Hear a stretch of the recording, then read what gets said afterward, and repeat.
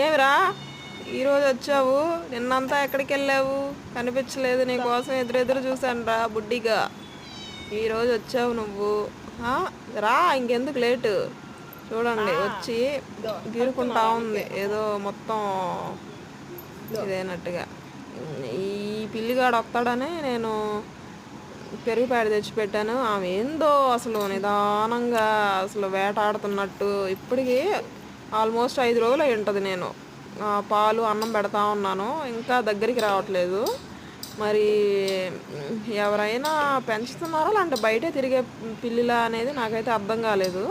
మామూలుగా అయితే మన డాగ్స్ అయితే ఈ పాటికి తోకుంటూ ఇంక మన మీదకి ఎక్కేసి మొత్తం నాకేసి ఫేస్ అంతా మన పక్కనే కూర్చొని ఉంటాయి కదా. ఇవి మాత్రం అలా కాదు, ఇప్పటికీ భయపడతానే ఉంది రావడానికి దగ్గరికి.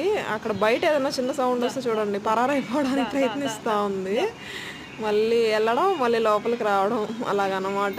సో అంటే వాటి పెరిగిన విధానం, అవి ఉన్న ఎన్విరాన్మెంట్లో అవి ఏదైనా విషయం మీద భయపడి ఉంటాయి కదా, అలాగే ఇక్కడ భయపడిపోతున్నాయి.